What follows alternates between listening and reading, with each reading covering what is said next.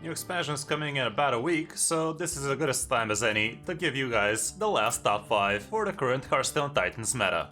Not much has changed since the last nerfs, but we're still gonna see what are the best performing classes right now, and their exact best performing decks, so you guys know what to play with and against. I'll also give you all of the other working archetypes for each individual class, so stick around to the end. And if you're serious about Hearthstone, drop a like and subscribe to the channel. And don't forget you can hire me for some Hearthstone coaching. Now, let's check out the decks. You are not prepared!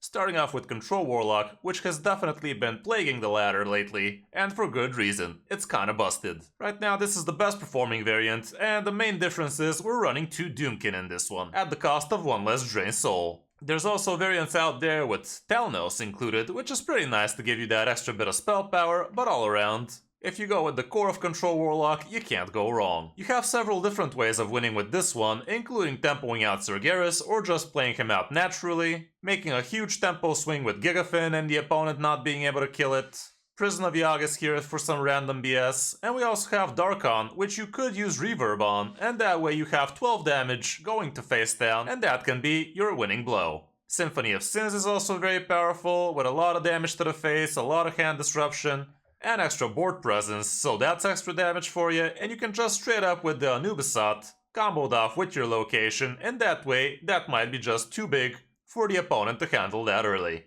You obviously have tons of control tools, as well as Akani, and we also have Ignis in here, which can also be a pretty good win condition for you. Matchup-wise, here's what the stats show, and Moonbeam Druid is gonna be annoying for you, and also some priests are not too good, because they can copy your Titan, and that way, they can even out the playing field. Curse Imp Warlock is also a little bit on the negative, but everything else is very good. Mulligan-wise, we're going to be using the double Drain Soul and single Doomkin variant because that's a lot more populated, so we can really see what the stats show. Symphony of Sins is always going to be great when going first, Location's amazing, and Imprison Anubisat, but keep these if you're against something like aggro, don't just straight up keep them against Control Priests, cause that's really not going to help you too much. Depending on the matchup, Mortal Eradication is gonna help, Armor Vendor is not bad on one. The Doomkin can also be pretty cool, cause you can swing the Mana Tide quite heavily like that. Tour Guide ain't bad. Again, matchup dependent is the Tentacle as well as Akani, and same goes for Defile and Drain Soul. As for what on the coin, again we have the top 2 being the same, Anubisat's still amazing, the Tentacle becomes a lot more keepable because you're second on the board so it's always gonna have a target usually. Doomkin's still pretty nice, and yeah, it's basically the same stuff. But even Sargeras become a bit more keepable, even though you always want to be getting it out of the Symphony instead. For other good Warlocks, this is for top 1000 and it's only Control Warlock, but if you go down Diamond to Legend, we can also see Thaddeus Warlock still being nice and good, same with Curse Warlock. Imp Warlock is also close to 50-50, so it's still very usable, but that's about it for Warlock. These 4 archetypes should do it for you. On the number 2 spot, we have Pure Paladin, which has been crushing it from Diamond to Legend for quite a while now, and this has been the best performing deck for it. You guys can check out my deck guide about this one, as well as some of my coaching sessions with it, so you know exactly how to play with this one. But yeah, the deck is pretty standard, it's running all of the good pure cards, and we are running a Midas in here, which definitely does make the deck a lot better, because you can buff your minions with her, as well as make it awfully hard for the opponent to actually clear it with damage-based removal. The Dude package is insanely strong, and the Crusader aura makes the deck absolutely busted. We have a couple of jukebox totems in here, which are definitely the first thing you might want to cut if you really want to include something else, but they're pretty decent in here because they help you with the dudes, they're nice and healthy, and they're also double tribe with mech and totem, so your Purator is gonna be drawing nice and good. Matchup-wise, here's what the stats show, and Rainbow Mage might be a problem, and same can be said for most Warlocks. But all around should be good. As for the Mulligan, here's what the stats show going first. And yeah, Buffett Biggin is always gonna be great because he's such a good bomb card. Your best 1-drops will be a Sinful Sous Chef as well as the Sanguine Soldier. If you're already curving out, Crusader Aura is nice, Jukebox Totem ain't bad. Boogie Down can also help, and same goes for Muster for Battle. If you already have a Sanguine Soldier or even a Righteous Protector, you might even consider keeping a Hand of a Doll. And when going second, here's again what the stats show, and here even Warhorse Trainer becomes a lot more keepable, especially if you already have Muster for Battle, because this is a great turn 2 into a turn 3 kind of play. Again, the Biggin's great, Crusader if you're curving into it, the Totem, your 1-drops are nice, and again Hand of a Doll might be a keep if you have a Divine Shield minion. Other good Paladin decks right now would be mainly just Pures, but also Aggro Pally is quite nice right now. So if you're sick of pure, you might want to try the not so pure variant, which is basically the same thing, but with a little bit of neutral cards. Dancing Paladin, as you can see, is still a meme, as well as Urban Paladin. On the number 3 spot, we have Arcane Hunter, which is still as strong as ever, with a very big sample size, doing awfully good from Diamond to Legend. Not much has changed after the nerfs to Calderon happened, and it's still a very OP card, which you probably always keep in your mulligan. And yeah, the deck is basically the same, we've seen it long enough to really know what's it all about. You have a bunch of arcane spells, plenty of spell power to buff them up, and a lot of weapons, and a good amount of secrets too. You tempo out in the early turns with your minions, and in the mid game you transition to face damage only so you can close out the game before the opponent stabilizes. Matchup wise, here's what it looks like, and Trent Druid, Aggro Paladin, and Totem Shaman would be on your naughty list, but also Thaddeus Warlock and Enraged Warrior might be a problem too. All else looks pretty green. For the mulligan, going first and second, Costume Singer is always gonna be great, same with Awakening Tremors. Calderon's still amazing, the Titan Force Trap. If you already have a very good curve going, Agromar might be a keep. And Trinket Tracker is also not bad going first. If you don't have a Costume Singer, you could even keep Hidden Meaning in most cases. When going second, however, still the situation remains pretty much similar, but Silver Moon Farstrider becomes a bit more keepable, even though I would only keep this if I already have Eversong Portal, let's say. Trinket Tracker a bit less keepable when going second, but the rest remains kind of the same. For other good Hunter decks, it's just a bunch of Arcane Hunters all around, but also Hound Hunter is still very usable, close to 55%, and even though it got nerfed hard, it's still very usable, sitting around mid-tier 2. But yeah, for Hunter right now, these are the two main archetypes. On the number 4 spot we have Mech Rogue, which is an absolutely busted deck right now, and it has been like that for quite a while. This list is doing great both from Diamond to Legend as well as in top 1000 Legend, and it can do an obscene amount of stats super early, and it can even kill you as soon as turn free, which is absolutely crazy for Standard. It tempos out a ton of stats, and leaving even just one mech on the board can mean disaster for you. But yeah, they have plenty of good 1-drops, which they could magnetize on. The Coppertail Snoop is absolutely insane in this one, and it can allow you to cheat out some pretty absurd stuff as soon as turn free, like I said. Mimron gives you super value. Any Stormcoil can copy some of those busted mechs. Krabatoa is a great card on its own. The Titan's pretty nice in this one as well. And you also have a Hail Mary Yogg Prison at the end if all else fails. We also have room for silly cards like Pozikin here, as well as Potion Master Putricide, and they can give you some extra layers to your game plan. But all around, yeah, it's Mech Rogue, you probably already know about it.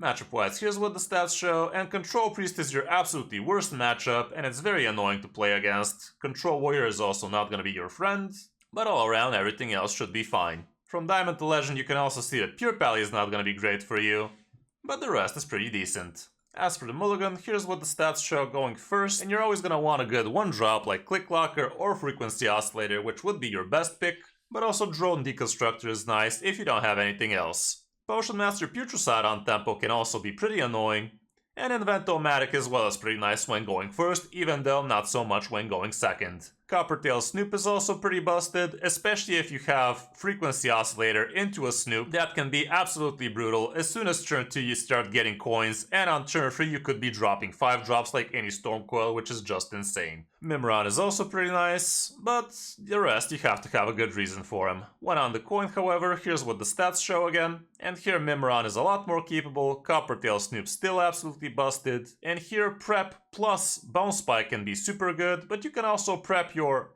From the Scrap Heap or even Pit Stop, even though it's not something you really want to be keeping early on. For other good rogue decks, we also have the big variant doing nice and good, but you're gonna have to scroll quite a while to actually find something different than Mech Rogue, and that would be Secret Rogue, which is actually under 50, so it's not really good. And on the last spot, we also have Control Warrior, which has been doing pretty well after the latest buffs to it. And right now this is the best performing variant that's also doing pretty well in top 1000. You have a lot of removal tools with this one, with Bash, with Blade Storm, even Shield Slams. The Bellowing Flame is super good, Brawl as well, and also Trial by Fire is a nice removal that also leaves something on the board for you, same like Bridge Riff. This one is also running Steam Guardians in here, and that allows you to maybe play things like Trial by Fire a bit faster, which can be pretty nice. You obviously have a ton of armor gain in this one, and you don't have that many minions here as well, so that way you get to draw out your Odin nice and quick, with the help of your Chorus Rifts. One thing I don't like about this variant is it's not running Finley, which sounds kinda awful to me, but this is what the stats show, and I'm not the biggest Control Warrior player anyway, so what do I know? But yeah, you just control the hell out of the board early on, and you finish off with Odin with tons of extra armor gain, which starts slapping face. You also have Ignis in here, which would be amazing if you go for a 5 mana Wind Fury weapon, because that way, on turn 8, when Odin starts giving you damage, you can slap twice with it, and that can literally give you OTKs. Matchup-wise, here's what the stats show, and Moonbeam Druid apparently is not an amazing one for you, but thank god it's a meme deck and you don't see too many of that. And also Control Priest might be bad, and Thaddeus Warlock is your worst matchup. For the mulligan, here's what it looks like going first, and things like Bridge Riff are gonna be great, Odin if you already have a good curve going, the weapon is pretty nice, depending on the matchup Brawl, Steam Guardian apparently is not bad.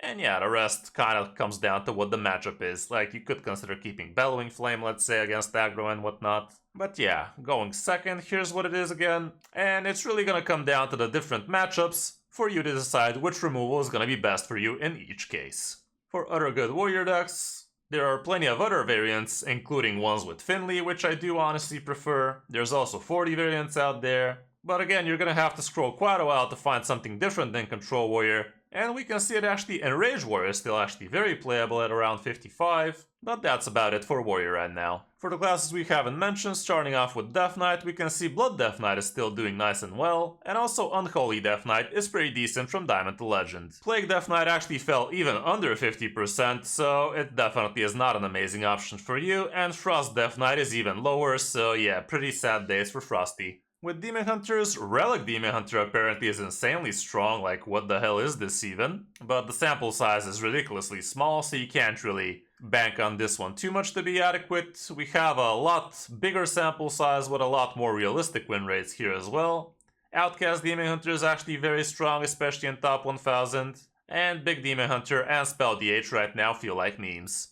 For Druid, Drum Druid is the best performer as it stands, and I personally prefer the one with Top Yor because there's plenty of control decks out there, and in that case Top Yor is just irreplaceable.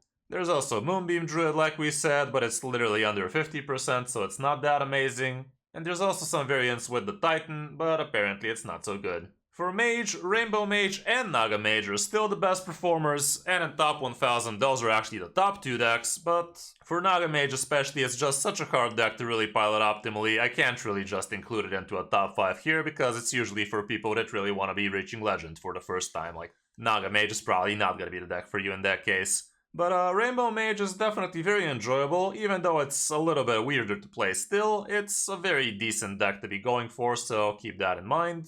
We also have Spooky Mage, which does have Deathborns in it and whatnot, and also some secret action going, but that's about it for Mage right now. With Priests, we have both Undead Priest and Control Priest being the best performers, but Automation Priest is still pretty bad. And for Shaman, Evolve Shaman is actually the best performer right now for the last 7 days. Totem Shaman is also doing nice and well with a good sample size, and Nature Shaman is actually back on the block, even though with a lot less win rate, and it's still pretty hard to actually pilot well. But if you did play it before, you might want to still give it a go. Anyway, that's gonna be it for this top 5, guys. Hope this helps you figure out what you want to be playing in the last week of the Hearthstone Titans meta. If you're serious about Hearthstone, drop a like and subscribe to the channel. And don't forget you can hire me for some Hearthstone coaching. Thanks for watching. I'm Kris05, and I'll see you in my next video or stream.